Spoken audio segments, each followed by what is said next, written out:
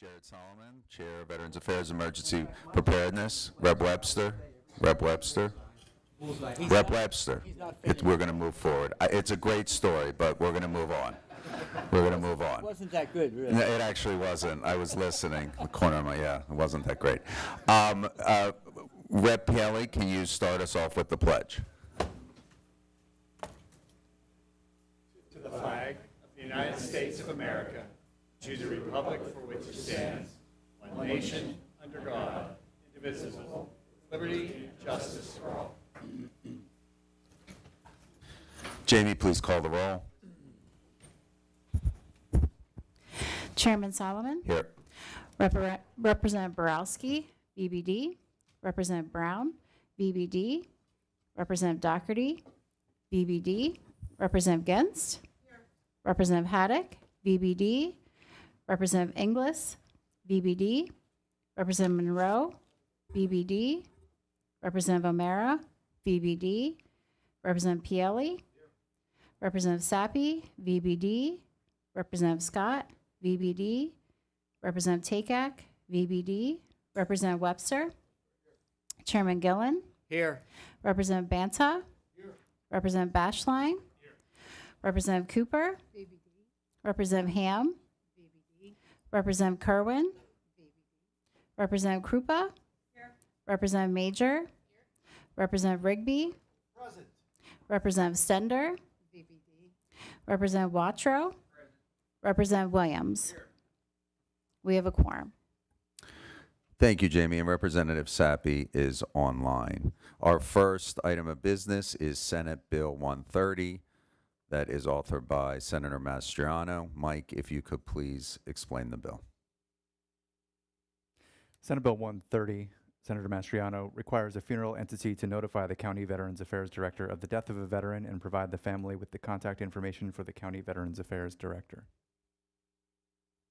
Thank you. Are there any questions or comments on the bill?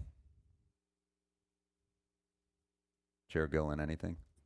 I'll be very brief today. I think this will be a practical help in a time of need and bereavement. I fully expect a 100% vote on this bill. It'll be unanimous.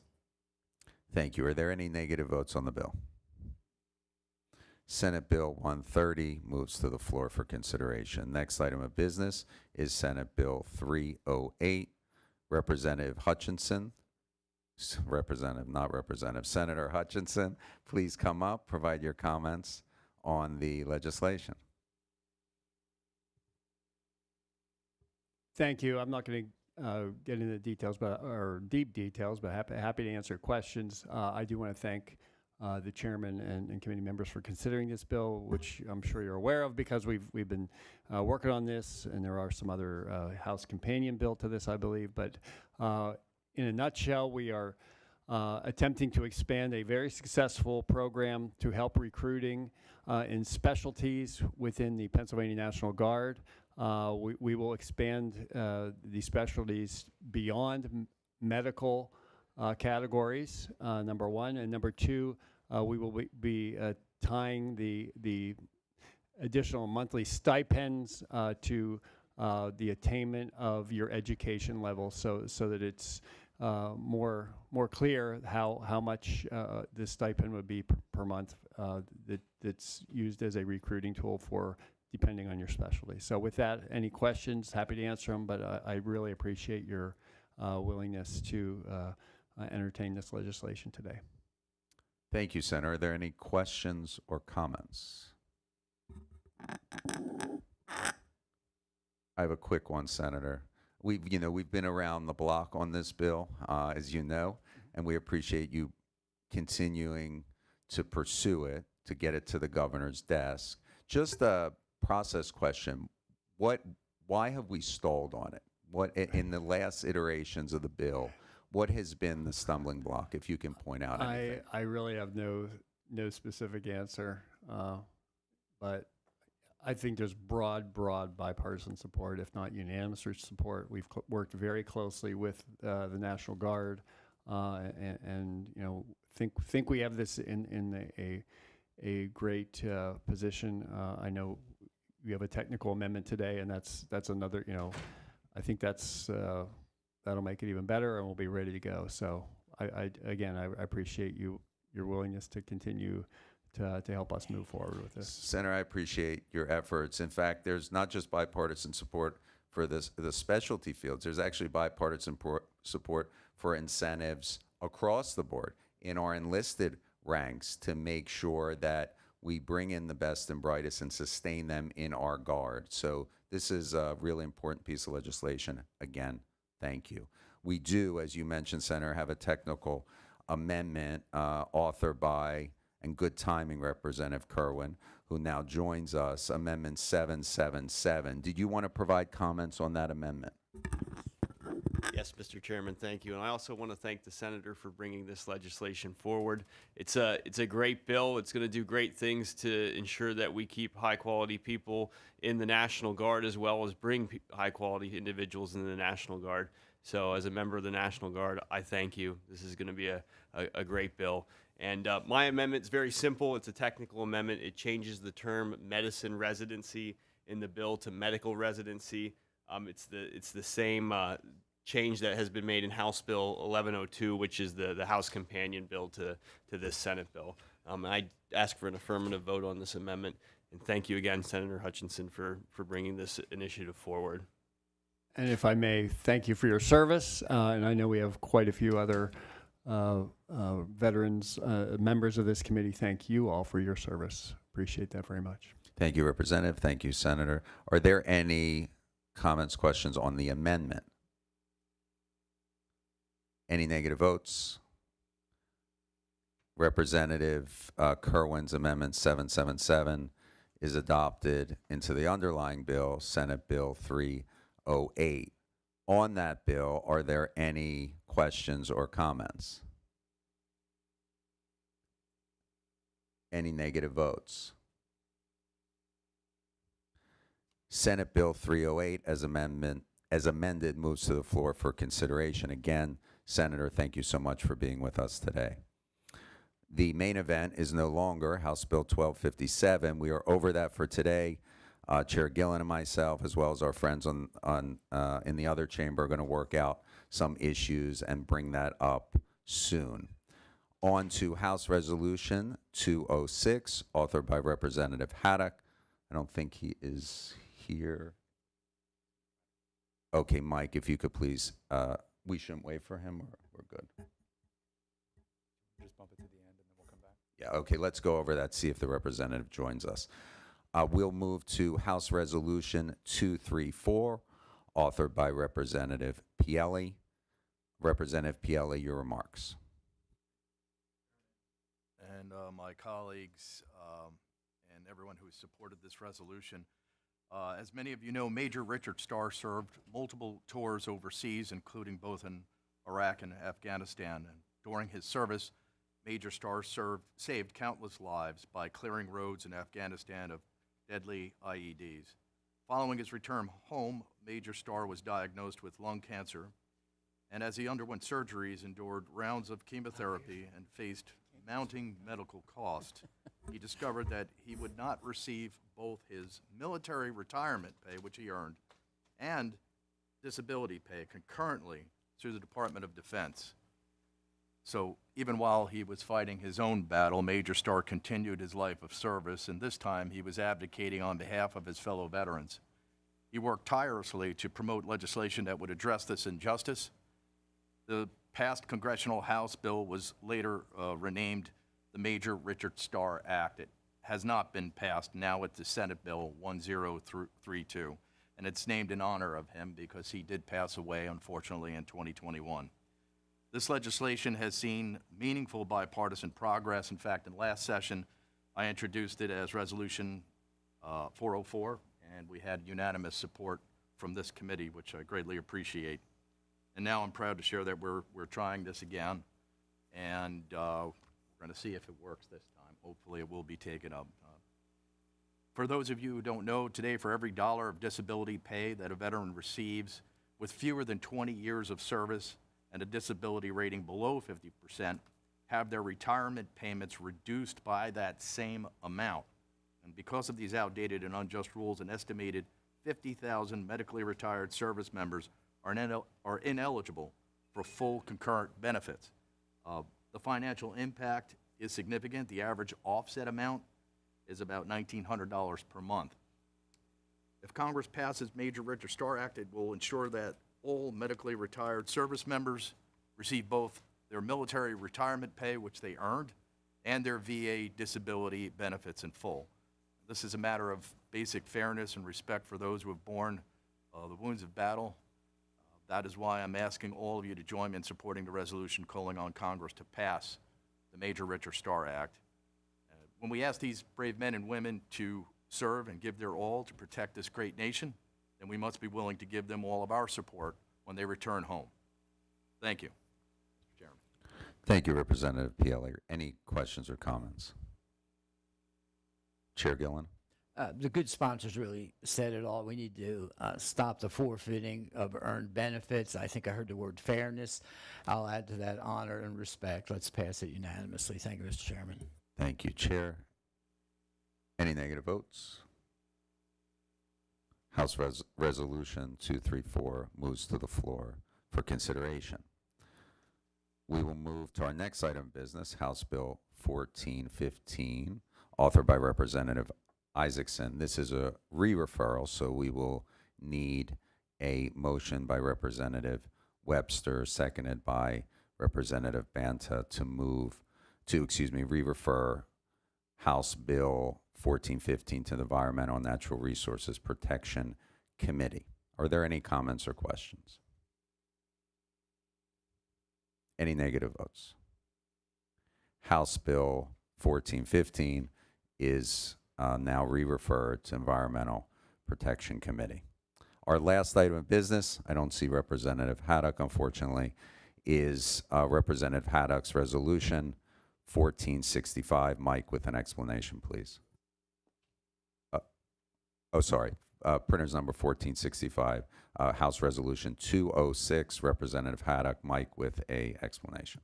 House Resolution 206 designates June 14th, 2025 as the 250th birthday of the United States Army in Pennsylvania. Any questions or comments? Representative Williams. I think the general public's going to have probably the same question that I have, which is why are we running a House resolution to change history? The United States Army was not actually made in 1775. That was the Second Continental Army, comprised of 6 companies, which was not itself yet an army. It was a guarding force.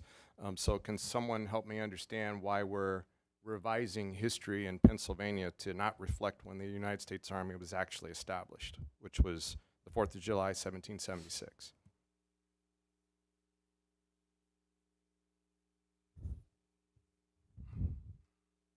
Yeah, So- I thought that would be the case, Mr. Chairman. I would recommend that we either go over this resolution till we get some explanation of why we are going to revise history in an inaccurate way, or encourage a no vote. Thank you.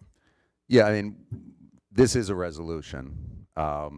Resolution should be taken as that. It's a sense of the legislature. They have no binding effect. In addition, there are, and we're going to be having a hearing on this, there are 250th celebrations all over the country. And throughout our country, throughout our Commonwealth, we are going to be taking pause. Representative Haddock, great, you're on the hot seat. Your resolution is up. House Resolution 206. We're going, in every sector of our Commonwealth, military, of course, being critical, business, community, et cetera, we are going to be acknowledging 250 years. It gives us the opportunity to acknowledge service members throughout our Commonwealth, and all branches acknowledge their stories and their contributions to Commonwealth and country. I think it is clear from the wording of the resolution that that is what we are doing. If there are specific changes you would like to make, I would say we can certainly make those on the floor. Representative Haddock, so did you want to repeat your question? I gave you an answer, but if you want the author to answer the question, please fire away. Thank you, Mr. Chairman, and as always, I appreciate the dialogue and the great courtesy. So, Representative, my question of the committee before you arrived was to help the public and myself understand why we're going to revise history by way of a House resolution when it is the case the United States Army was formed on the day that we declared our independence, and prior to that it was a Continental Army. This resolution purports to declare in Pennsylvania that the birth of the United States Army was more than a year before, that the 250th celebration would be next week when the United States Marine Corps, United States Army as services writ large and in Pennsylvania are preparing to celebrate our 250th year next year with the 250th celebration of our country. Why this distortion of history? Well, I was unaware that it was distorted history because it's been a long-standing birth date that the Army has celebrated. Last year, the Army gladly and willingly celebrated their 249th birthday, as did the Marines, as did the Navy. The actual Congress, and you are correct, there was a prior name, but the formation of the original Army was on June 14th, 1775, and George Washington was,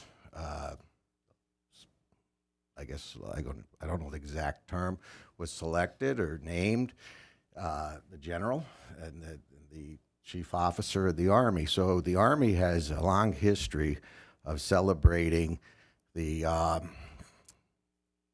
birth date on 1775.